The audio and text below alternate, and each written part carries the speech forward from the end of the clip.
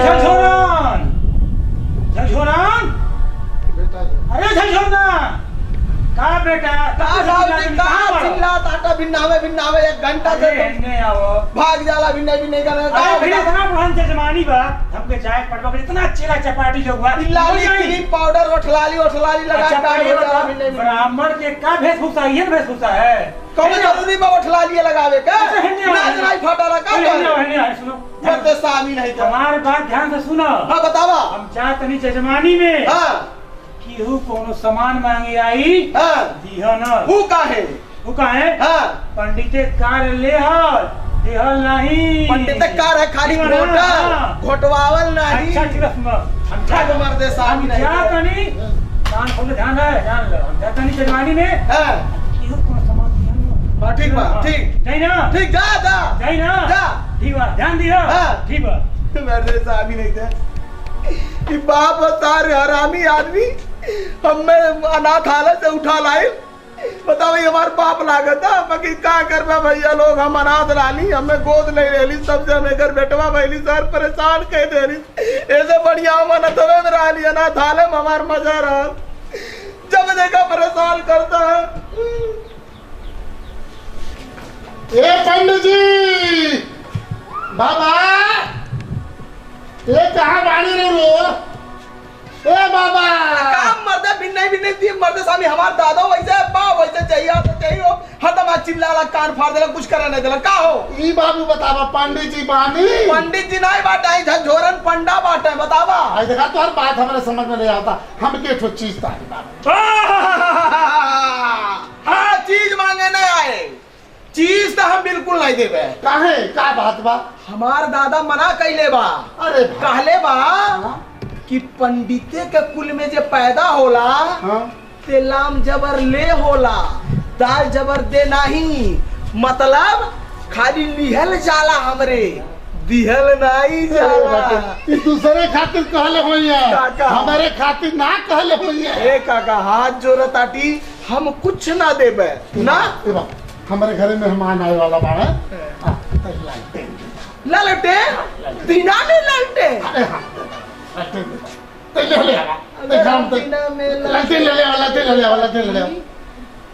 अगर दिन में लमटेन दे दे लमटेन तो शाम के काम लागी हाँ लेकिन एक बात बा काका का बोला साज होखले पहले अगर हमार लमटेन हमें दे देबा तब तक हमार दादा ना जान पाई हम तुम्हें दे दे लमटेन लेकिन साज होखले पहले चाहिए लमटेन ले हम दे जाए पक्का ना दिन डूबले पहले दे जाए हाँ नहीं तो एकदम दे जाए अगर राती नहीं जरी तो हमार दादा हमें बड़ी मार एकदम दे जाए बाबू पहले कहे से हम ओकर ओरिजिनल बेटवा नहीं होई हमें अनाथ से लाइन बा गोद ले ले बा हाथ जोड़त आटी ऐसन काम नहीं करिए नहीं बड़ी मारी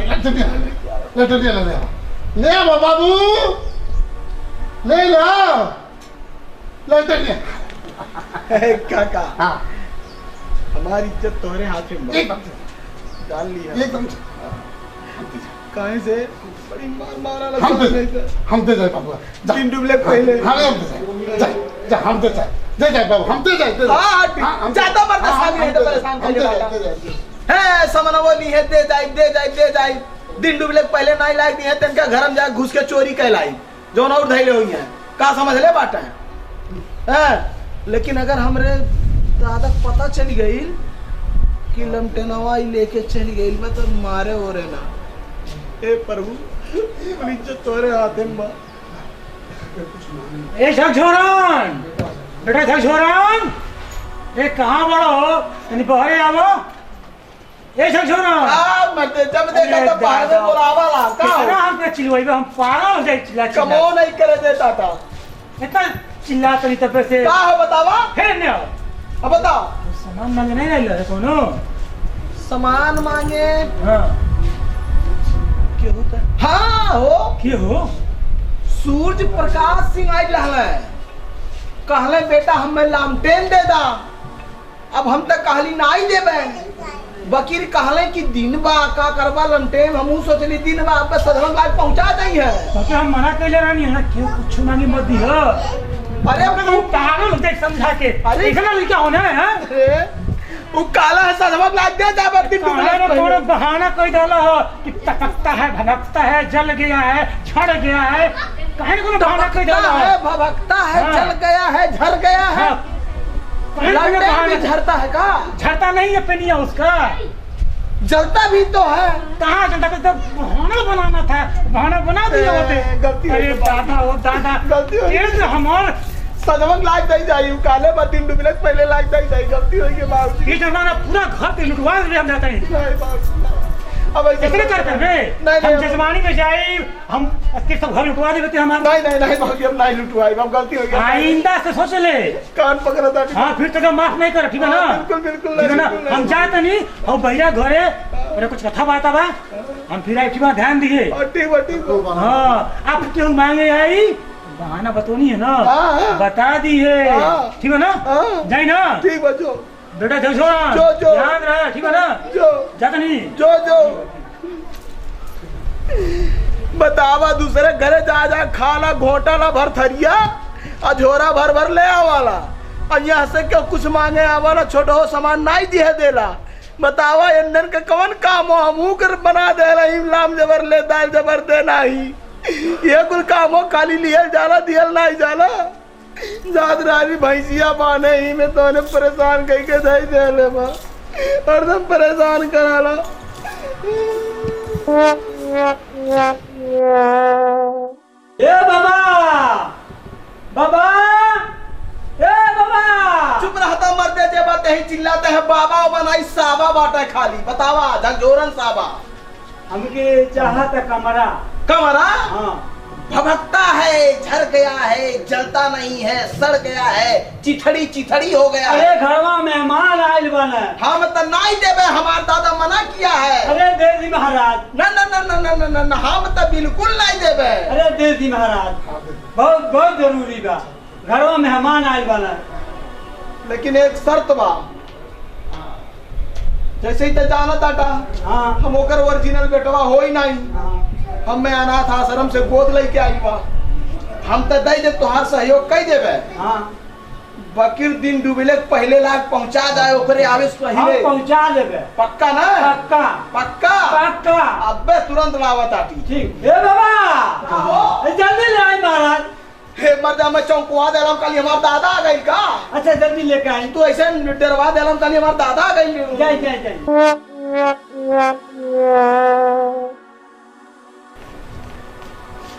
देख ले हमारे दादा का पहले लाख कमरा दे जाए ठीक है हो जाए ना इतने में काम हाँ हाँ हो जाए हाँ देखा जान लिया हम दे जाए पक्का ना पक्का। दिन डूबले के पहले पक्का जा झकझोरन ए बेटा झकझोरन अरे कहाँ रह जाला मर जा कितना चिल्लाई गला बैठ गया था हमार कहा दादा बताओ का कहा तू कुछ मांगे नहीं नहीं लल है नहीं कहू कुछ नहीं मांगे आई का के मांगे आई हो हाँ कहाँ हो गिलो हाँ हो दादा कहाँ हो हऊ कौन हो उधर उधर भनवा बा नहीं कौन उधर बनवा हो अरे हाउ जोन गेट में नवा बा उधर भनवा क्रिसेंट स्कूलिया पर अच्छा जब भैंसे चला रहा हाँ नहीं हाँ। क्रिसेंट स्कूलिया पे मेरा अच्छा पान है गेट अच्छा में। अच्छा अच्छा अच्छा दूरिया पर है लिखा हुआ हाँ उ जोन बा हाँ। ओकर घरे में हमान आइल रहला ना दादा हाँ तो वो आइल है कमरा मांगली सी तब हम पहले काली हैं भभकता है झड़ गया है बरता नहीं है चभकता है फफकता है तब वो मनली सुनाई लेके चली गई उसे हम क्या कहले रानी यह काले रहा ना कि मना करिए केहू कोनो सामान महंगाई दिए ना उसे कहले रानी ना कोनो बहाना कोई दियो कमान बहाना तो उसे काली की झड़ गया है भभकता है जरता नहीं है चभकता है मैं तो बोला बकीर ससुरा लेके चला गवा सुन ले छात्र कहले वो कि झलरा हो गया है फट गया है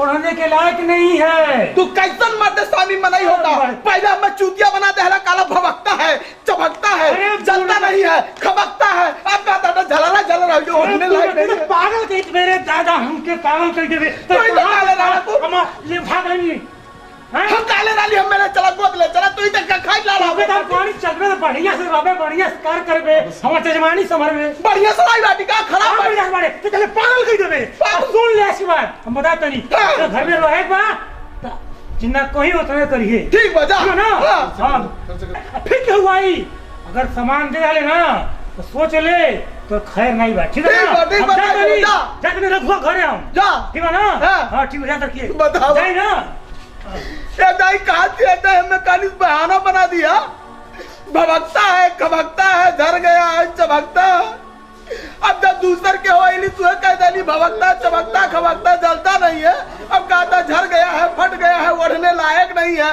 वो गड़बड़ हो गया है जब देखो तो बहाना बाजी बना कर चूतिया बना देता है उल्टा सीधा काम करवाता है पंडित जी ए पंडित जी बारी नहीं का जी का हो पंडित जी नहीं है का पाड़े बाबा कहले डाले हाई बाटे झकझोरन साड़े हाय बैठा बतावा का बात है दूध लेके आई बनी दूध लेके आई बाटू हाँ दूध वाली बैठा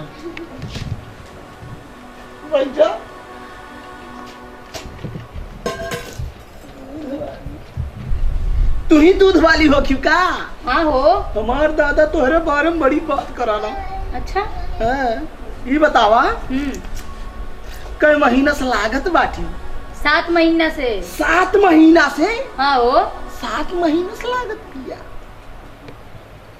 कैठू बच्चा बाटे 2 गो हाँ हो 2 लड़के 2 को बच्चा 7 महीना से लागत लिया अच्छा एक बात बतावा बोला कितना देली दूधवा हो 2 लीटर हो 2 लीटर हाँ हो बाकी देखले में तनाई लागत कि 2 लीटर नहीं करत होई अच्छा ही बतावा शाम सवेरे मिला के दोनों टाइम में 2 लीटर हाँ हो सुबह 2 लीटर शाम के 2 लीटर 2 लीटर सुबह 2 लीटर शाम के हाँ हो इतना छोट छोट में कैसे 2 लीटर निकल ए तू का सोचा तला हमार भैंसिया 2 लीटर देले सुबह शाम ए तोर भैंसिया देले तू का सोचा तला हमार दादा कहे दूध वाली बड़ी बढ़िया बा दूध देली तो हम कुछ और समझ गई लाली पागले बड़ा हो तू तो एक बात कही सुना ना तो पकड़ा ना बोला ना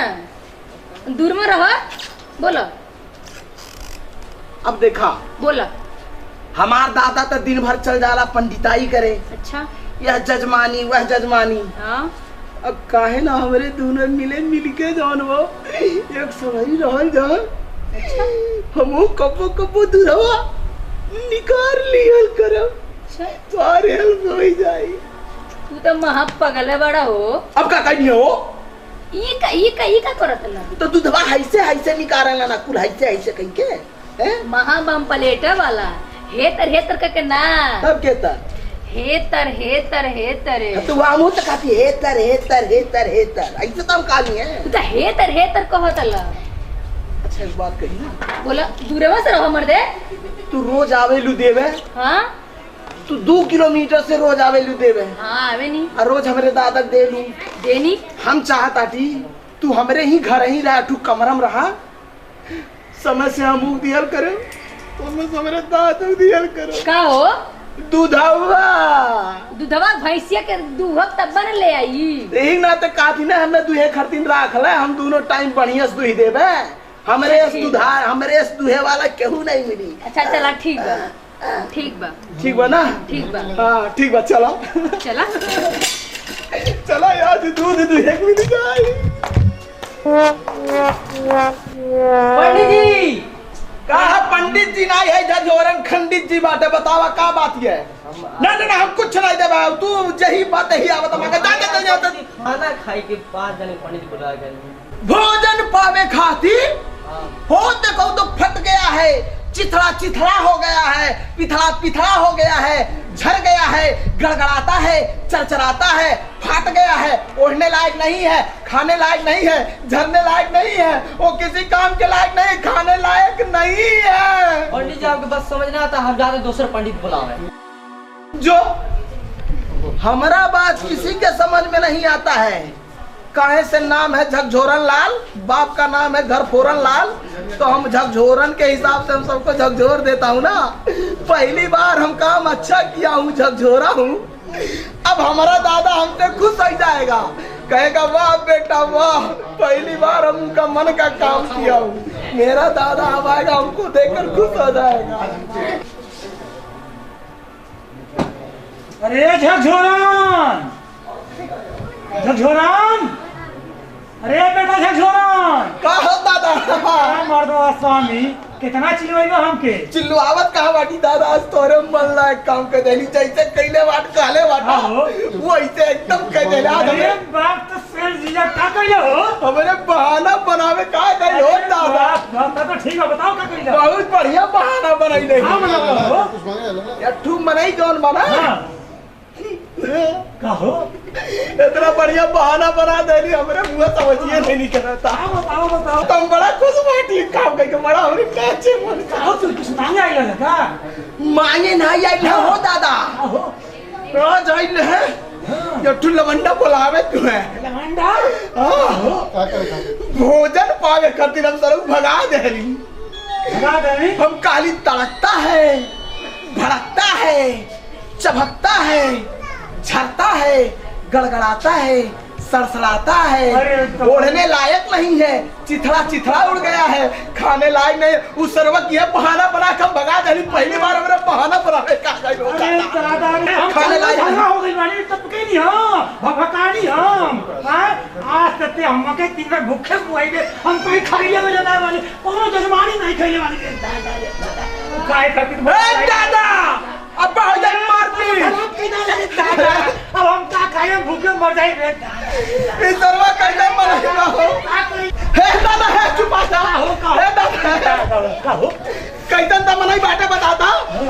कैसे त मनाई बाटे? किसे मुनाई बानी है ये दादा? बता, जब हमरा बहाना बनावे के नहीं आवत रहा तब तो हमें मारत कर आवत रहले कि बहाना बनावे के नहीं आवत। और जब बहाना बनावे बा गई तब तक काहे रिसिया दादे, काहे रोवत चिल्लाता रे दादा। अरे खैले नहीं बाटे तो हमें बहाना काहे बनावे बता देला। हमें सिखाइले बहाना करे तब बना बहाना करी। बहाना ठीक से भाई केले ना, आपने घुमा देले खाए बिना भूखे रहा बता। अच्छा ई खाए वाला बहाना दूसर में रोला और का? और दूसर घुमाए वाला होला। और का? जैसा तू सिखाइले हम वैसा कह देली तो हमार कौन गलती बा? ऐसे सिखाओ तो करे का। नहीं सिखाइले और बहाना नहीं होता वाला। कौन बहाना जोन जोन कुलाइना मांगे तू रे दादा।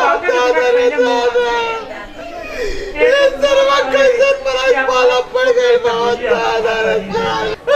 दादा सर्वा कैसे पड़ गई। चुप रह मत सामने नहीं था। हम डर में कहा ना कि दरो बहाना बनावा, बहाना बना दे तो पूरा लग गई तू। हमके बहानेबाजी सजा मिल गई आज। चुप रहो चुप रहो। पक्का ना? अब कबो नहीं कहो बहाना करे के सजा हमके मिल गई। हमरे गुस्सा बनाई ना? नहीं कबो नहीं गुस्साई। पक्का ना? नहीं हो कबो नहीं गुस्साई हो। ए दादा कबो नहीं गुस्साई हो। तू तो हमार नन्ना मुन्ना बच्चा हो ए दादा एक चीज दैले बाटी हो दादा। हो जन दूधवा वाली रोज तुम्हें आवेली देवे आइल ना रुकले बाटी घर आवे लिया लाइको लिया दादा।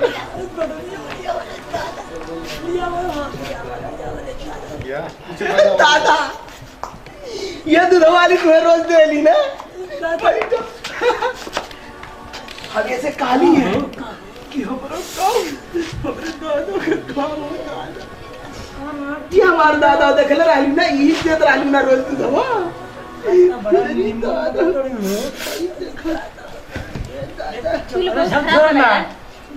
ए सुना हो, खराब नहीं बाटी, पारी पारी। दादा पहले हम, ए दादा पहले हम, पहले हम, ए दादा पहले हम, पहले हम, पहले हम दादा, नहीं दादा पहले हम, पहले हम, पहले हम, पहले हम, बाबूजी हो। आया बाबूजी हो चाहे ढाबूजी होगा, पहले जवाने मरेगा। पहले हम, पहले हम, पहले हम, पहले हम, पहले हम दादा, पहले हम, पहले हम, पहले बेटवा काम होला फिर बाबे। तुम मरते सामने बुढ़ा के आप क्या करवा? बेटवा पहले हम रे बुढ़बा कदम जवान वाली रे ते बाप हई जल्दी पहले बेटवा बचल कुचल बाप पहले बेटवा चलो अच्छा ठीक भाई इससे फैसला कैले के तू देवी हो 2 लीटर हम लंदन ले चल नागालैंड ले चल देख रहा चाचा नमस्ते, मैं गुड़िया रानी। नमस्ते, मैं अमन सामानी। नमस्कार, मैं जयराज सिंह। नमस्ते, मैं अमरिंदर सिंह।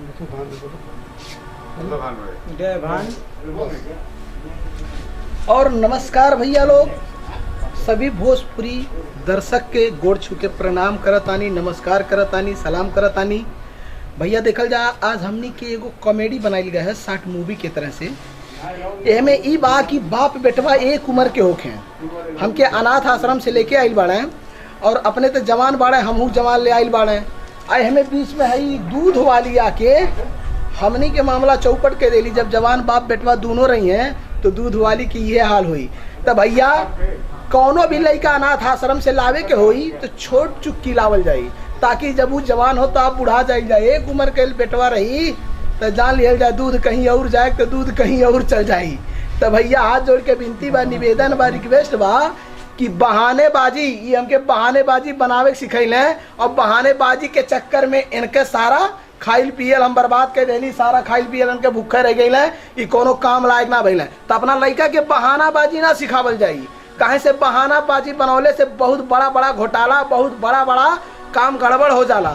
अपने बच्चा के सच्चा राह दिखावल जाई, ईमानदार बनावल जाई, सामाजिक आदमी बनावल जाई, ताकि उस समाज के कुछ भलाई कर सके।